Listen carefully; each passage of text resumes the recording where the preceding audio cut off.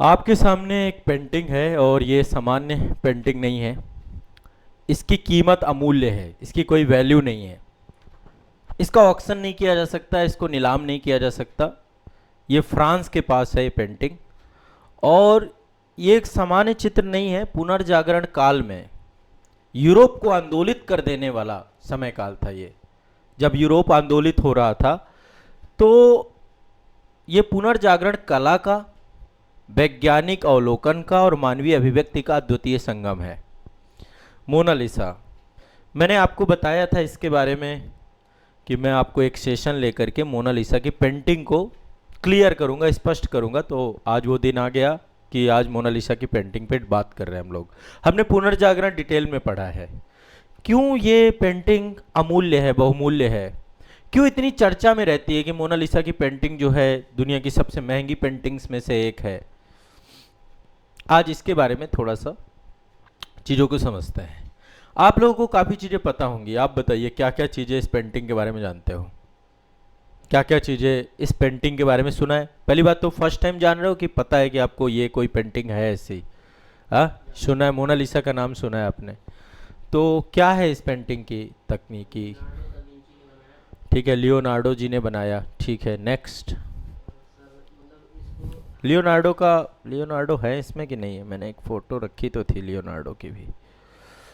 ये देखिए, मैंने थोड़ा सा इनका डीप चित्रण भी लिया है तो कि गहराई से आप कुछ चीज़ें दिखा सकूं, बारीक बारीक चीज़ें। लियोनार्डो जी का नहीं है इसमें अभी। ठीक है, कोई बात नहीं। हाँ, नेक्स्ट क्या बोलना चाह रहे हैं, आगे बताएं। हाँ, अलग अलग दिखाई देती है कैसे?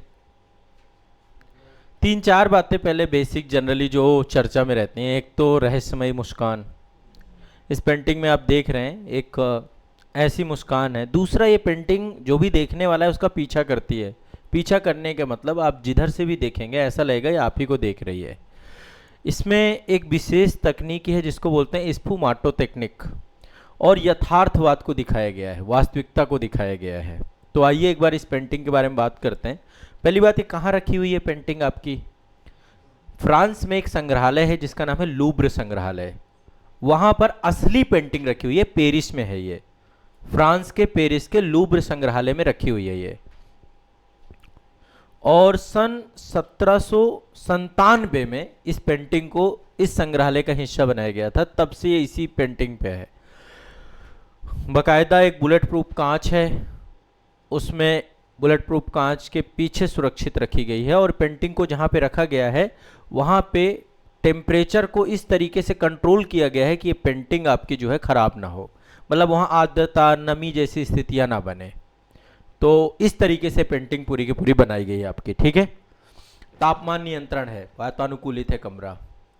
और ये जो कमरा है लूब्र संग्रहालय का सबसे बड़ा कमरा है। ठीक है, वहाँ पर इसको प्रॉपर इसको संग्रहित किया गया है। ठीक है, अब दरअसल मोनालिसा की पेंटिंग की जो विशेषताएं हैं, जनरली इस पेंटिंग का निर्माण आप सभी जानते हैं लियोनार्डो दा विंसी ने किया था। कब किया था? 1503 से 1506 के बीच में, लगभग 3 साल का टाइम लिया। कई सारे लोगों ने कहा कि बाद में संशोधन भी किया गया इस पेंटिंग में, 1517 में थोड़ा सा संशोधन भी किया गया। ठीक है, लेकिन जनरली ये 1503 से 1506 के बीच में बनाई गई थी। क्या किसी कैनवास में बनाई गई है? ये किसी कैनवास में नहीं बनाई गई है। कैनवास जानते हैं? तो कहां बनाई गई है ये?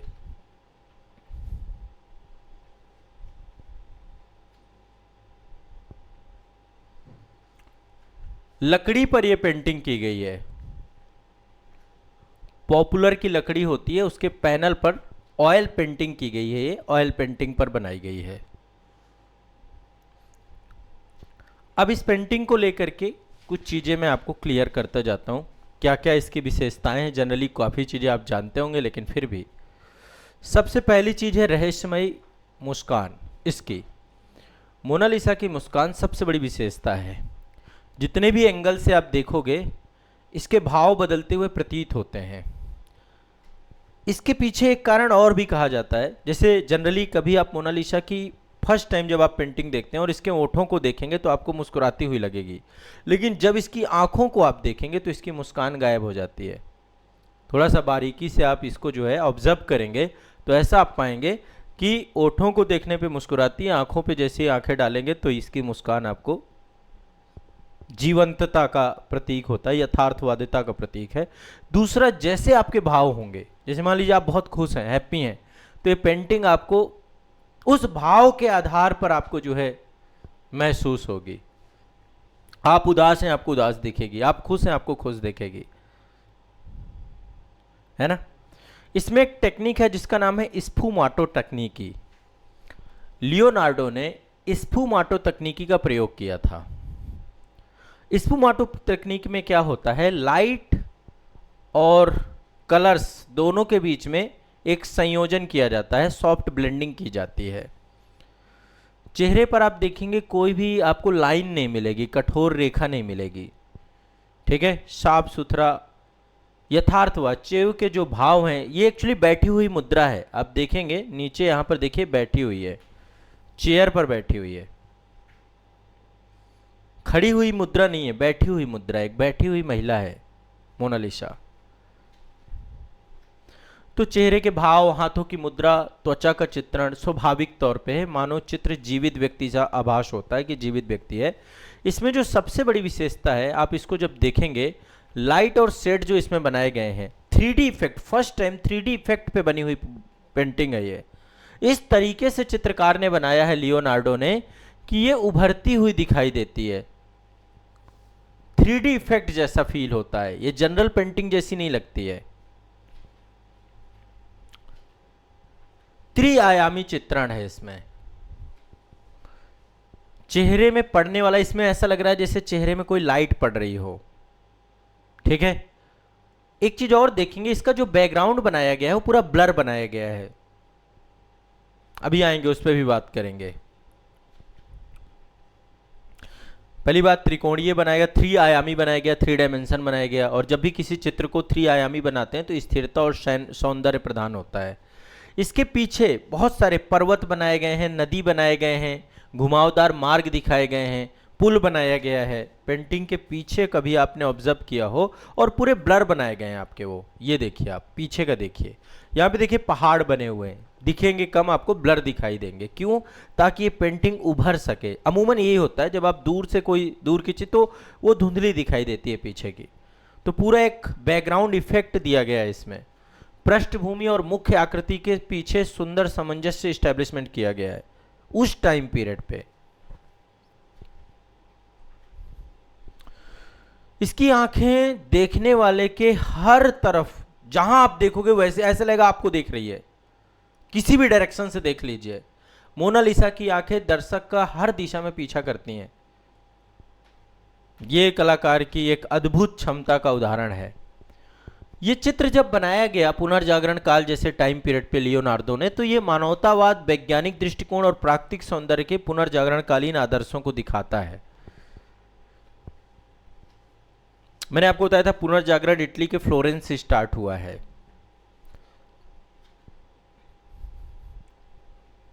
और क्या क्या चीजें हैं, थोड़ा सा और इसकी गहराई पर जाते हैं। आप देखते हैं, आपको लगेगा कि यहां पर मोनालिसा के ऊपर यहां पर कोई, यहां पर हेयर बैंड पहन रखा है या क्या पहन रखा है। आप देखिए इसके यहां पर एक बारीक पट्टी है ना, थोड़ा सा और मैं इसको क्लियर करता हूं। यहां पे एक पट्टी सी दिख रही होगी माथे में ऊपर, ये क्या है?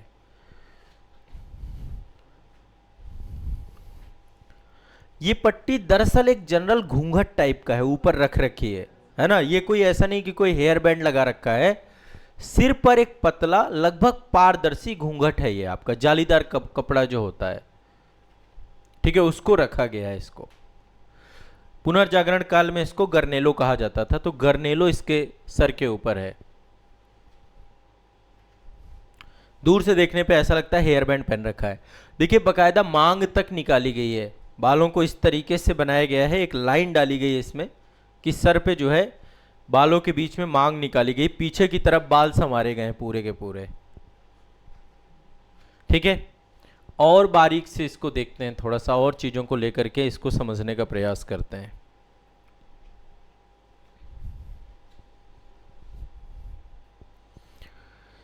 जब ये पेंटिंग बनाई गई तो इस पेंटिंग में एक चीज जो सबसे बड़ी है वो हाथों की मुद्रा है इसकी। जनरली उस पर ध्यान नहीं जाता, सब चेहरा देखते हैं। यदि आप हाथों की मुद्रा देखें तो दोनों हाथ स्वाभाविक ढंग से जैसे एक के ऊपर एक हम रख के बैठते हैं, और जिस तरीके से हाथ रखे गए हैं ये शांति और संतुलन का प्रतीक है। सहजता के साथ पूरे हाथ रखे गए हैं।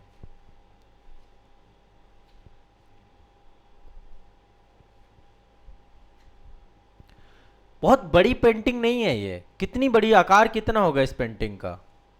बहुत छोटी सी पेंटिंग है ये। 77 सेंटीमीटर बाई 53 सेंटीमीटर की, लगभग 30 बाई 21 इंच की पेंटिंग है ये। कैनवास में नहीं बनाई गई है, लकड़ी के पैनल पर बनाई गई है, ऑयल पेंटिंग की गई है। अभी इतनी फेमस कैसे हो गई ये पेंटिंग? को इतना फेमस होने के पीछे कारण क्या है? ऐसे तो बहुत सारी पेंटिंग बनी है, वो इतनी फेमस नहीं है। द लास्ट सपर लियोनार्डो ने ही बनाया है, वो भी फेमस है, लेकिन इतनी मोनालिसा जितनी फेमस नहीं है। फेमस होने के पीछे कारण है 1911 में इसकी चोरी हो गई। इस पेंटिंग को लूप संग्रहालय से चोरी कर लिया गया और इसके बाद इतनी बड़ी चर्चा बन गई, हाइप क्रिएट हो गई। 2 साल तक ये पेंटिंग बरामद नहीं हुई। फ्रांस की पुलिस घूमती रही, बाद में इटली से बरामद हुई 2 साल बाद। तो इस कारण से वो 2 साल जो ये चर्चा चली, मोनालिसा गायब हो गई, मोनालिसा गायब हो गई, उस कारण से इस पेंटिंग की हाइप क्रिएट हुई वर्ल्ड लेवल पे। इस कारण से इस पेंटिंग का विश्व, मतलब वो 2 साल में इसको वायरल करा दिया गया। ये चोरी ने इस पेंटिंग को वायरल कर दिया। फिर इसके बारे में चर्चा चलने लग गई। बनाया एक ऐसे व्यक्ति थे ना, लियोनार्डो दा विंसी एक बड़ा पर्सन था, बड़े चित्रकार थे। और वो केवल चित्रकार भर नहीं थे, वो एक महान दार्शनिक भी थे, वो सब कुछ थे। लियोनार्डो दा विंसी एक ऐसा व्यक्ति था जिसमें सारे गुण हो सकते हैं, कंप्लीट मैन। तो उसकी पेंटिंग गायब हो जाना, चोरी करना, कोई चीज चोरी की जाती है ना, और भी एक लूव्र संग्रहालय से चोरी होना, तो वर्ल्ड वाइड ये न्यूज़पेपर में फैल गई पेंटिंग। और कोई चीज वायरल हो जाए, आप सोचो ना, छोटी छोटी चीजें। एक यहाँ पे कोई मोनालिसा आई थी प्रयागराज में, वो वायरल हो गई। तो ये तो एक बहुत बड़ी बात थी ना। इसकी पेंटिंग की कीमत कितनी है? प्राइसलेस है, ये अमूल्य है। फ्रांसीसी कानून के अनुसार इसे कभी बेचा नहीं जा सकता है, इसकी ऑक्शन नहीं हो सकती है। सबसे महंगी पेंटिंग लियोनार्डो की ही बिकी थी, जिसका नाम था सेल्वेटर मुंडी, वो बिकी थी। लेकिन मोनालिसा की आज तक कीमत कोई नहीं लगाई गई है और लगाई भी नहीं जा सकती है। सबसे महंगी बिकी थी सेल्वेटर मुंडी, माफ करिएगा, सेल्वेटर मुंडी की जो फोटो बिकी थी वो लगभग 450 मिलियन डॉलर की बिकी थी आपकी।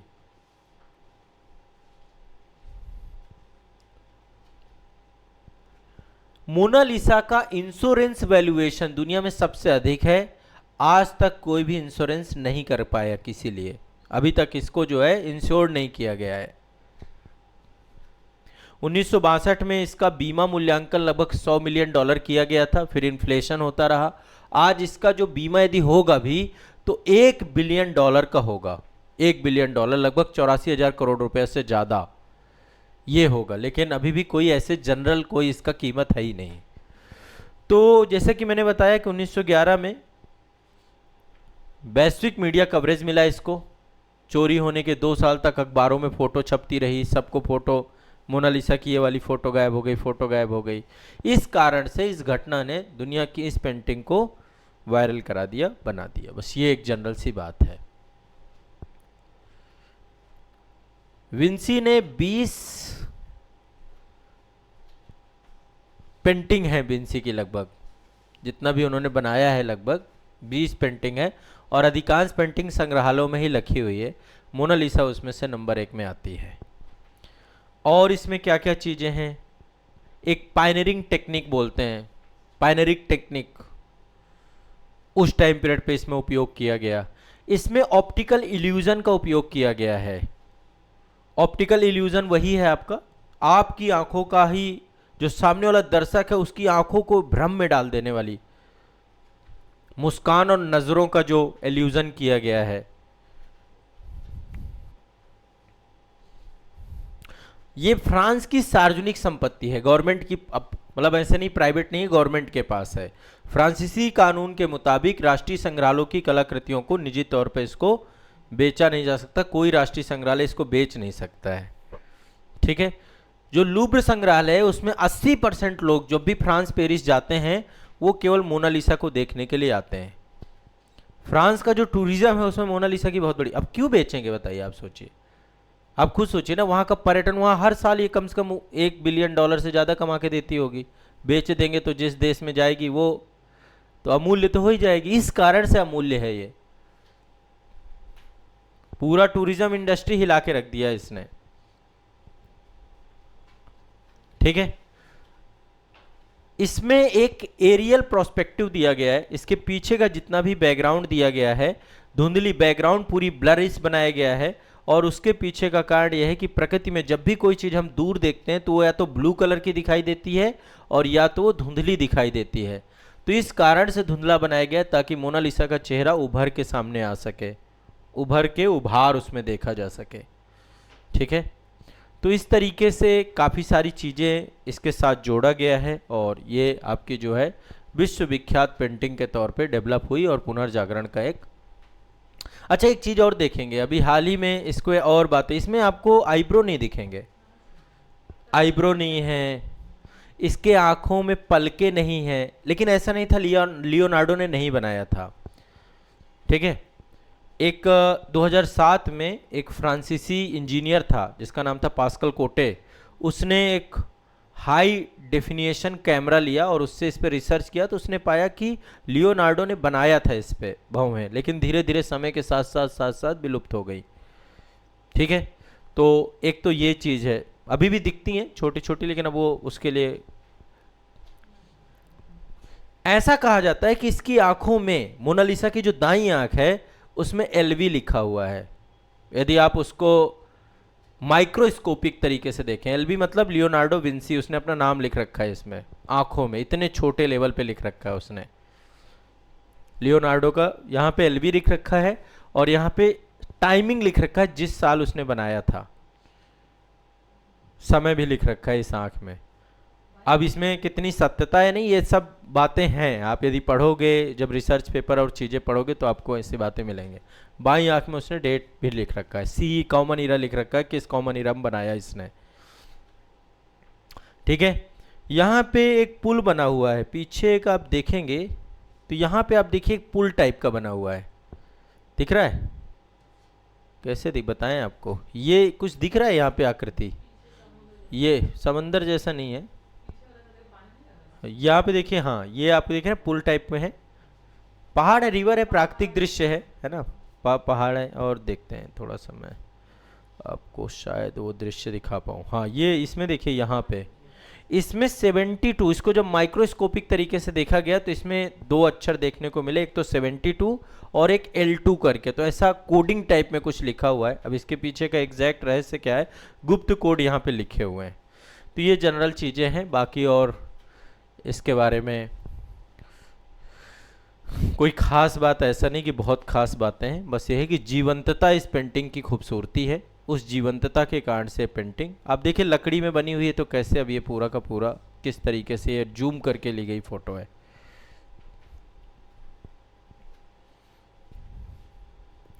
ठीक है। तो ये कुछ महत्वपूर्ण बातें हैं जो मुझे आपको इसके बारे में बताना था। एक पेंटिंग और है, द लास्ट सपर, एक बार उसको सर्च करिएगा, देखिएगा, लियोनार्डो ने बनाया है, अंतिम भोज, लास्ट सपर का मतलब होता है अंतिम भोज, ठीक है, 15वीं शताब्दी में उसने बनाया था। और उस पेंटिंग में उसने धर्म ग्रंथ बाइबिल के मत्ती के सुसमाचार जो है बेहद भावुक और तनावपूर्ण भल क्षण को उसमें दिखाया। ईसा मसीह उसमें सेंटर में बैठे थे और अपने 12 शिष्यों के साथ भोजन कर रहे थे, आखिरी बार भोजन कर, जब उनको सूली में चढ़ाया जाना था। तो लास्ट सपर मतलब वही दिखा रहा है, जब ईसा मसीह को सूली में चढ़ाया जाना था तो ईसा मसीह उनके साथ बैठ करके भोजन करते हैं, तो वो क्षण दिखाया गया है। और ईसा मसीह अचानक घोषणा करते हैं कि तुम में से ही कोई मुझे एक धोखा देने वाला है, और उस समय जो हैरान कर देने वाले हाव भाव, गुस्सा, अविश्वास, वो सारी चीज़ें उस समय जो उनके उसमें आती हैं, उसको विंची ने दिखाया उस फोटो में, द लास्ट सपर में। ठीक है, तो आप सर्च करके देखना, बाकी मैं उसको फिर नहीं होगा तो किसी उसमें और डिस्कस कर दूंगा। जनरली ये डिस्कशन है, ठीक है। तो